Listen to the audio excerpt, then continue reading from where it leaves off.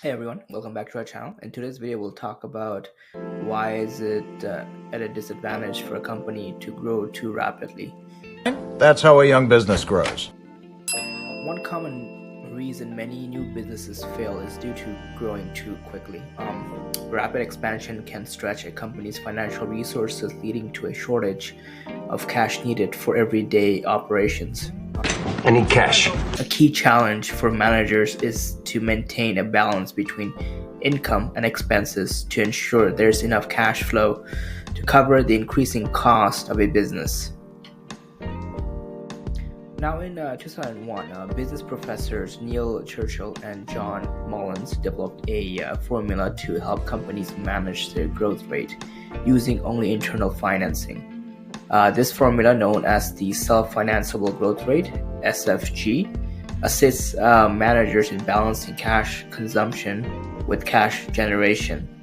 It considers three factors, which are the time money is tied up in inventory before payment is received, the amount of financing required per dollar of sales, and the cash generated for each dollar of sales. Now, for sustainable growth, when applied correctly, the self-financeable growth SFG formula identifies the growth rate a company can sustain using only the revenue it generates without needing any external funding. Fully funded. Essentially, it predicts a sustainable rate of expansion and helps prevent overextending resources.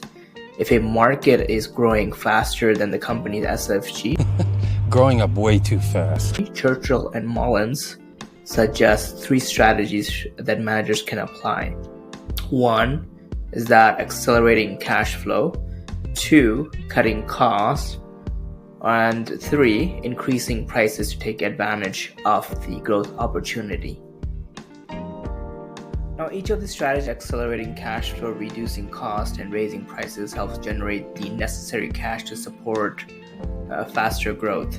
An example of rapid expansion is the fashion brand Superdry, which experienced significant success as a startup. Founded in the UK in 2004, the company quickly expanded by opening new stores worldwide. However, by 2012, Superdry began facing challenges, including profit warnings, which revealed that the company had grown too fast. Growth and change. Critics argued that the brand focus on growth led to its neglect of its core fashion identity, failing to update its products seasonally. Other issues included supply chain problems, accounting errors, and an inability to keep up with fierce competition. In response, Superdry announced plans to reassess its expansion strategy.